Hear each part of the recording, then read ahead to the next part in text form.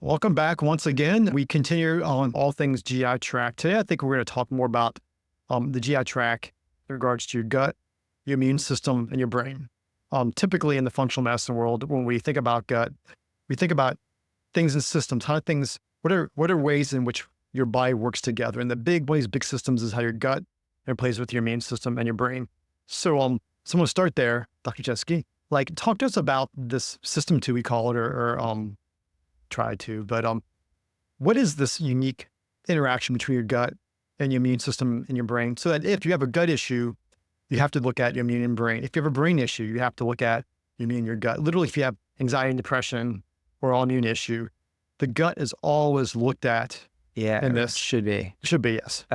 So I think the best way to explain it is kind of what most people already know it called, which is the gut-brain axis. And so there's a connection between the gut and the brain, and it's essentially the vagus nerve. And that is this kind of intersection of sympathetic, parasympathetic, so therefore the autonomic nervous system, and it's brain connecting to gut, gut connecting to brain, actually more inputs going from gut to brain than from brain to gut. And ultimately, it's this back and forth interplay of information. And so therefore, if your gut is off, your brain tends to be off, and vice versa, like you mentioned. And when we say off, we're referring to things like dysbiosis or inflamed or leaky or something to that accord. All the while, along the way, your immune system is being negatively affected because, as you mentioned in our previous video, 70, 80+% of the immune system emanates from the gut. And when we talk about the gut, we're talking about the intestinal tract. So all day, every day, this hollow tube that's being fed information from our environment, whether we're doing it on purpose by eating, or we're breathing it in and swallowing it, or it's being created secondary to metabolism or dysbiosis or the bacteria that's there. There's immune cells, there's the GALT, there's the MALT, there's these Pyrus patches, there's the dendrites that are putting their finger-like projections up and just sampling the air, what's in here, what's good, what's bad, and trying to process that information and convey it. Do we need to do something or not? So there's the immune involvement in that response. And so therefore, if you have leaky gut, you have the potential for things like autoimmunity, neurodegeneration, a polarized immune system that can lead to mast cell and histamine-related issues. You can have actually a little bit of an immune compromised status secondary to that. You could have neurotransmitter problems because the gut's off, so things like serotonin and dopamine that are made in the gut. That then goes up and crosses into the brain because leaky gut means leaky blood-brain barrier, so now I have neuroinflammation, and I have anxiety or depression or OCD or attention deficit, and I'm getting all these labels, which for us are more symptoms of something else. And so it goes back to look at the gut, see what's going on there. Can we heal it? And does that translate into better brain function? Or look at the brain, can we heal that? And does that translate into better gut function? You often have to do both hand in hand, in my opinion, to kind of get them fully across the finish line. But I think that's a good kind of introduction of how that interplay is. What do you think? Well, I tend to think, agree with everything you said. In regards to gut issues, traditional diseases, Crohn's disease, ulcerative colitis. In the last several years, there's been some relatively new ones like microscopic colitis, collagenous colitis, even eosinophilic colitis. It used to be just EOE, and now I realized you can get eosinophils like all over. EG, EOE. Yeah. And this was something that 15 years ago was an oddity, a rarity, and now it's like I think most people have kind of, my kids' friends at school has that, Yeah. But you think about these entities, biliary dyskinesia, which is an abnormally functioning gallbladder, which can give you pain or discomfort with meals, not just gallstones. Gastroparesis, where your stomach, the musculature it's a type of dysautonomia where your muscles aren't contracting the right way, so food just sits in your GI tract, and all of a sudden these diseases have an interplay with your gut microbiome, but also interplay with inflammation and your brain. How many times do you see a person with any of these that has no anxiety, has no depression, has no sleep problems, has no inflammation, no joint aches and pains? Yeah, and the answer is they always got, and if you do a blood test, all of a sudden now you're seeing antibodies. But one thing I want to talk about briefly, IBS, which, I think a third of all visits, a couple of years ago, I saw this stat, a third of all visits to the GI doctor is for IBS. IBS, yeah. Which is a functional bowel disorder. What's a functional? Talk about a functional. Yeah, I don't know. I think IBS is a symptom. For me, someone comes in with an IBS tag. My question is, what is behind this? And it's usually small intestinal bacterial overgrowth or food sensitivity or food allergy or dysbiosis or a yeast overgrowth or a parasite or an issue with limbic dysfunction or something. There's so many things that lead to this diagnosis of IBS that, if you have chronic GI issues and you have intermittent diarrhea or constipation or both and abdominal pain, and then you go to GI and you get scoped, you get upper endoscopy, maybe they even do a small bowel follow through, they do a motility study, maybe they do colonoscopy and everything looks okay or normal to them, they're going to say IBS. But we're taking that a step further and we're looking under a microscope. Not personally, a lab is. So we're getting a stool analysis, you're getting a breath test, you're getting food testing if necessary, you're asking that person about their stress, you're measuring their HPA axis, you're evaluating their neurocognitive status, you're looking at inflammatory markers, you're looking at maybe autoimmune markers, you're looking at these predictive autoantibodies like the yeast panels that we can look at now that are predictive of future IBD. And therefore you're gaining insight into what might be behind this IBS tag that you can correct. And then all of a sudden the IBS goes away because there was something more definable that was more upstream and more definitive in a way that you can say, this is the cause that gave you this acronym. And it might be a different acronym, but either way, but we're going to treat it and then you're going to own it. And that's going to be your health for the rest of your life, because I literally have patients that come in and I've been constipated my whole life. And now all of a sudden they're pooping normally. Well, it's not magic. It's just figuring out what was behind that, right? And the thing that I mentioned about functional bowel disorder, that's a diagnosis that you get when you see a specialist and they do their scopes and the scope is normal. And they do their manometry testing, it's normal. They do the CAT scan, MRI, it's normal. And it's like, okay, your abdominal pain is a functional bowel disorder. It's not IBS because you don't meet room 4 criteria, which means you don't have all these other kind of symptoms. And so it's a functional, that's i.e. idiopathic, i.e. a function of the limitation of our testing. Yeah, it's like, well, so we're going to say functional. But did that when you did your training, if they said this, like every disease will ultimately declare itself. If you wait long enough and you can't figure it out, eventually it'll pop its head up and you're like, oh, it's your gallbladder or whatever. And so in many ways like this. But that's so downstream, right? Like, isn't that the epitome of downstream? It's like, wait for it to reveal itself, rear its ugly head. Why not catch it before it does that, right? Well, that's what we do. That's what we do. But a lot of people will have these functional bowel disorders, IBS, irritable bowel syndrome, D, diarrhea predominant, C, constipation predominant, mixed. The interesting thing is the literature shows us that mixed and diarrhea predominant are actually autoimmune spectrum disorders. And that's where you start doing your anti-Saccharomyces cerevisiae antibody, your anti-yeast, anti-tubulin antibodies. You can do these antibodies that actually predict, wait a second, this might actually turn into inflammatory bowel disease. Let's change the microbiome. Let's work on it, So I think that, the gut immune brain, we have these diagnoses, but most of what people go to the doctors with are these abstract things or symptoms that are suggestive of deeper things under the hood, like inflammation. So let's talk about autoimmune diseases, because if someone comes with autoimmune disease, I'm automatically like looking for triggers and looking for antecedents and what sets you up for this. But if someone has an autoimmune disease, they have to have 4 things, right? They have to have a triggering event. You have to have a leaky gut. You have to have a chronic infection of some sort. And a genetic disposition. So, and the infection can be the chronic Lyme or whatever, but also can be their dysbiosis or their SIBO. So all of a sudden, with autoimmune inflammation, which is kind of everywhere, right? All of a sudden, you have to look at the gut. Could you talk a little bit about autoimmune diseases, like not going to Hashimoto's and rheumatoid, but like from this systems paradigm, not to categorize everybody like this, but when someone comes with an autoimmune disease, like if it's a rheumatoid, you see a rheumatologist. If it's multiple sclerosis, you see the neurologist. But yet the underpinnings for those, you have to have those 4 things. So talk to us about that. It's the final common pathway. It's genetics, leaky gut, and environmental trigger. And the triggering mechanism is different for everybody, but there's triggering and co-stimulation. So essentially, the genes are not rare. We all have these genes, by the way. And it's just a matter of whether or not they're epigenetically activated. And that's where the antecedents, the triggers, the mediators, the modifying events, the things that we kind of try to determine. Because a triggering event is finite. It happened. So that's usually not an issue, but that history is important. But if there's something ongoing, you clearly want to know what that is, because that's something that's a modifier that you can remove. And if that's something that's still happening, then you got to get it gone. Otherwise, it's going to continue to create that problem and potentiate that autoimmunity and make it worse, get more entrenched in the process of things like epitope spreading and others.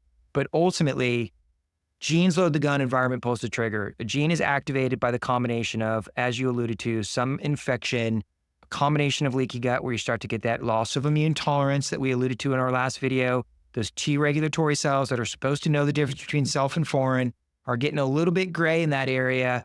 Now, all of a sudden, we have co-stimulation presenting of self-antigen, and B cells start making antibodies to self. So it's that final common pathway. So if someone's got Hashimoto's or celiac or MS or rheumatoid, I don't look at them all the same, but I know that the underpinning mechanism is the same, which is to say, I got to look at their gut, I got to look at their diet, I got to ask them about their stress, I got to look for infections, and I got to make sure that there's not something else that might be ongoing as a triggering event. Is it biotoxin patient? Is this a heavy metal patient? Is this something else? But you always start with the foundational stuff, because stress, you're not going to get the gut right, the brain component, if you don't get that brain component right. So ultimately, you got to get it pushed across the finish line, tighten up those tight junctions, work on identification of triggers, heal whatever infection is there, smoldering or was there, and maybe reactivated. And then you can start to see autoimmune markers trend towards remission. And oftentimes we use things like LDN, low-dose naltrexone, which is anti-inflammatory and immune modulator. And this is something that's pretty profound in the vast majority of autoimmune patients because it's doing something globally shared by all of them, which is they have immune imbalances and inflammation. So that's why I think it works. I'm actually going to take that. I love you said LDN because that's going to give me something to talk about now. So LDN, like in many ways, I just have this little thing off my head. In many ways, it's like a connection with the gut immune brain axis. It's like almost like, I don't want to say the paradigm, but it's so low-dose naltrexone, it's in the naltrexone in low doses. It's an opioid blocker. It's traditionally used to treat opioid addiction, alcohol addiction, overdose. In smaller doses, actually, it can modulate, it balances Th1, Th2. It's interesting in your brain, it actually lowers microglia activation. So on my autistic kids, my young kids come with pandas and pans, they're all getting started on low-dose naltrexone. It's amazing how that actually helps with them sleep. An Alzheimer's patient, traumatic brain injury patients, there's interesting literature on naltrexone right after a spinal cord injury. If you get in like within 6 hours, the outcomes improve dramatically just by getting this neural anti-inflammatory in. The gut stuff, LDN, it's interesting. A lot of our SIBO protocols, small intestinal bacterial overgrowth, part of that gut issue is not just the bacterial overgrowth, it's the motility component. There's an inflammatory component and a neurological component. It does all of it. And so all of a sudden, LDN, like if it'd be nice if everybody got better with Xifaxan, if everybody SIBO got better with Xifaxan, you sprinkle a little neomycin if needed, maybe a little Bactrin, maybe a little tetracycline, whatever. But the reality is, those aren't the people we see. They don't have just the bacteria, they have the inflammation, motility, neural stuff. And also an LDN actually is a pro-motility agent, helps with inflammation. It's actually calming down the gut-brain axis. It actually has a positive impact on neural inflammation. And then inflammation proper, it balances that Th1, Th2. And Th17. Th17. And Th17 is that spillover to hollow space infections, which is the gut, right? So you have dysbiosis, which is potentiating that Th17, which is auto-potentiating the Th2, which is imbalancing your teeter-totter that we talked about. So Th2 and Th1 are yin and yang. Th1 is fighting intracellular infections. Th2 is allergies, asthma, pollen, addressing that kind of stuff. Th17 is extracellular hollow space infections. So these two play together and are the yin to this yang. So ultimately, when one's activated, the other is suppressed. And so if you have a Th2 polarization and Th17 kind of an autocrine loop that's created, it's at the suppression of Th1. I can't fight intracellular infections. That might have been a triggering mechanism for the autoimmunity. I'm creating inflammation and tissue destruction and depleting my glutathione stores. Glutathione does what? Supports Th1. So this is getting even deeper. I'm making histamine and all these other things. LDN is just starting to kind of do this a little bit as you're playing detective. It's pretty beautiful in what it does and pretty simple. Well, one of the things about LDN, it's interesting.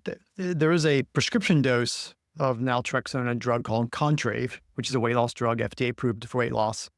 And its dose in that medication is 8 to 16 milligrams twice a day. So all of a sudden, you've got this drug that does like crazy stuff. At a higher dose, you can actually treat opioid addiction. When I was in the military, I used to use it with people who had issues with alcohol addiction abuse. It worked great. People would lose their cravings. At a lower dose, it's affecting weight through whether it's inflammation, and then even lower doses, at these lower doses, you have this immune modulation. It's really an amazing kind of drug that's relatively inexpensive. Unfortunately, you have to compound it. Yeah. But it changes what it does for the body depending on the dose, which is so unique. I mean, we used it in the ER in the form of Narcan all the time for opiate overdose. But it was when I first learned about what it was doing. I mean, that's why it was initially studied, is for the opiate epidemic. It was how can we control these people that are addicted to pain medication with a non-narcotic pain medicine? Well, let's try naltrexone in low dosing. And they saw this uptick in your own endogenous opiate receptors and your own endogenous endorphins. And so these people were getting pain relief with an opiate antagonist. And it was like, this is pretty profound. Let's study it further. Fast forward 20 plus years, and this is all the stuff we now know about it. It's pretty amazing. I mean, I use it in everybody. Well, this is an interesting anecdote because I don't do this. That's nothing I do on a routine basis. But I had one patient who was a chronic fatigue fiber patient who happened to be on Percocet at one point in time, but eventually got them off of that. But it was interesting. She inadvertently mixed like a low dose naltrexone and with a Percocet, and all of a sudden she's like, I'm taking half as much Percocet. I don't need it anymore. And when I do take it, it works so much better. And I know this, I'm not recommending that. It's off-label. Never recommend that. It's totally anecdotal. Yeah, but that is good. But I think it is speaking to, she was a chronic fatigue fibro patient. Yeah. She also had some early cognitive decline. She was part of the Bell Bredesen protocol we do here. So that's how she came to see me with some concerns with Alzheimer's. But just, I think, speaks to the anti-inflammatory capabilities of this lower dose. It changes what it's a chameleon. It changes what it does at the dose you use it. Yeah, that's well said.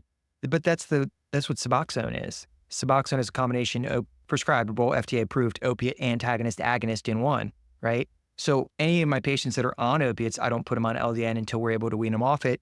Although in a situation like that, it sounds like that might be something you consider as long as the patient's willing to do it. But Suboxone is essentially that. It's literally trying to do that. And so I think there's just more here. And I use it in SIRS patients. I use it in long COVID, which I think is the same thing. I use it in chronic fatigue, fibro, SIBO with dysmotility. I mean, it's just, the list goes on and on and on. I think this is just an example. All autoimmune patients. Yeah, and this is an example of how the gut, immune, brain interconnect, and how I say to patients, we're turning these knobs to do things. And naltrexone is one of many examples of the ways we look at this. So let's transition quickly to the brain, gut, immune, brain. When we talk about brain, it's not just Alzheimer's and Parkinson's, but it's depression, it's anxiety, it's ADHD, it's post-concussive syndrome, it's brain fog. So when you're seeing a person who comes in and I've got brain fog, it's like thinking through gel. I can't think very well. They have no other complaints, right? Maybe they don't realize this is post-COVID, because strangely enough, it appears what's happening now is most people with long COVID actually had mild COVID symptoms, which is kind of concerning and intriguing at the same time. Or it's a chronic fatigue patient. How do you, when you see those brain patients, how do you walk through going from the brain to immune to the gut when you're kind of working with them? So all of my patients, and I don't know if I think I've mentioned this, but all of my patients get a stool test and I'm looking at their gut. It doesn't matter what their presentation is, whether it's brain, autoimmune, skin, I want optimization, I actually have GI symptoms, doesn't matter. You poop it in a box so I can see what's going on.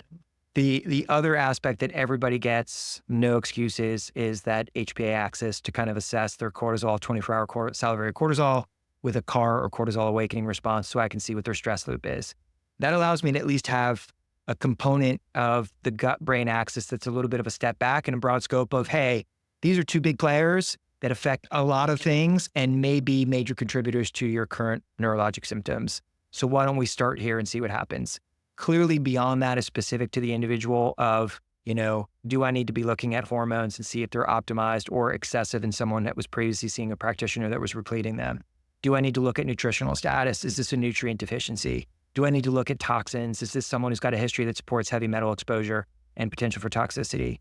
Is this a biotoxin patient that I got to go down that rabbit hole of working them up for SIRS or chronic Lyme or chronic infections, that kind of thing. And then plus or minus, do I need to pivot to some sort of neuroimaging at that point in time? But for me, it's supporting the brain. Well, how do you do that? You got to support the gut. You got to get stress under control because cortisol, although life-saving and necessary, is toxic to the brain in excess. And if this person's cortisol is super duper high and their counterbalance DHEA is depleted, they're just pummeling their brain with excess cortisol until the body figures it out and shuts it down. And then they have just enough to get stay alive, but not enough to really be functional in that way. So phospholipids are huge. Anti-inflammatories that are natural in nature, like fish oil, SPMs, curcumin. I love BPC for brain health. You used to be able to get it nasally. I think you might still be able to at certain places, but you can take it orally. I like synapsin for brain health. I mean, there's lots of cool things that you can do depending on what you want to do. But the goal being that, is this inflammatory? Is this autoimmune? Is this nutritional? And by doing that, you're essentially doing the Bredesen protocol that you alluded to, looking at through maybe a broader lens of all the different subtypes of cognitive decline. But that's kind of how I approach it.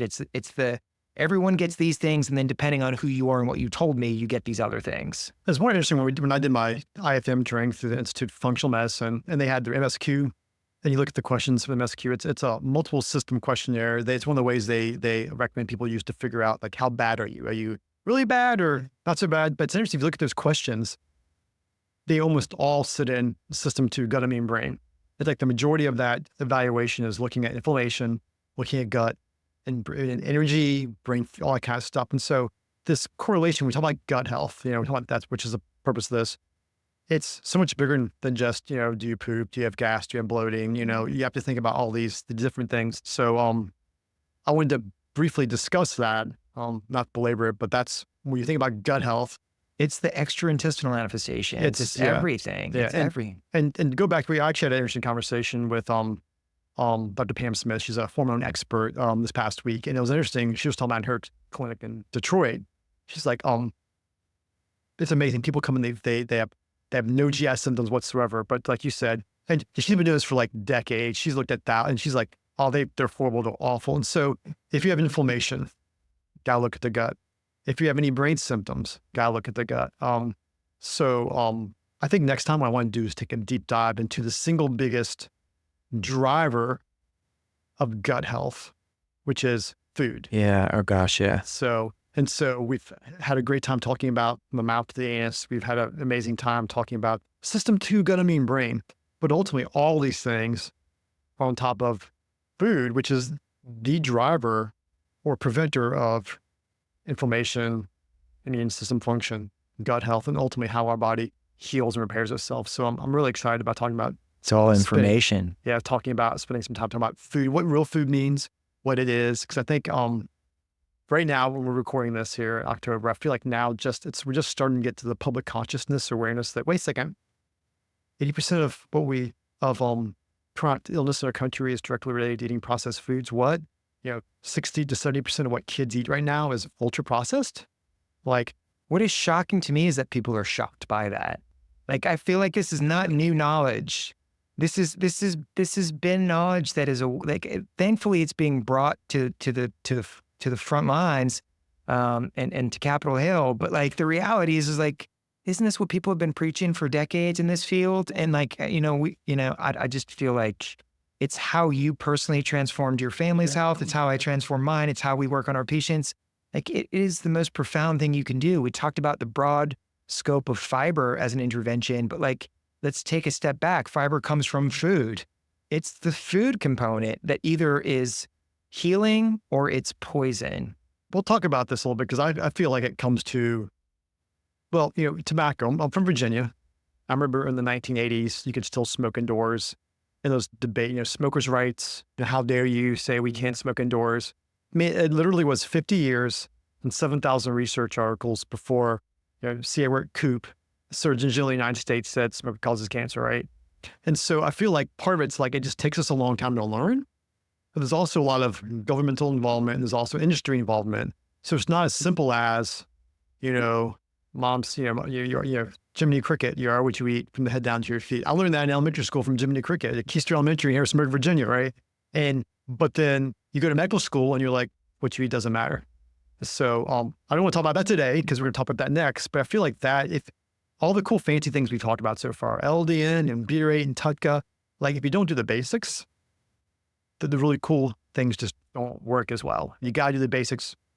It's like soccer, right? You're a soccer guy, right? Professional soccer players become amazing at passing and kicking. There's cool things. There's people that can do, all the cool stuff, but professional athletes become expert at doing the basics. Well, I remember my wrestling coach in high school, he was like, I can roll you I can do one thing. I can roll you. That's all he could do. He won nationals wrestling for VMI doing one thing, but he could do it to you anytime, Incredibly well. anywhere. Yeah. No matter where you're at, I can roll you. He's like, I'm getting ready to do it. I'm ready. He just would like, okay, you get Hartman, you ready? I'm getting ready to roll you. I'm like, you're not even touching me. And like, I'm on my back, right? And so that's where, like, in my mind, the basics for this, for what we're getting ready to talk about next, is just real food and what that really means. And I feel like for me, this is one of my passions, because I feel like people just, once people get it, you can't look back. And there's always room for improvement, even if you feel like you're doing well. Also, And it's great. All Cool. right.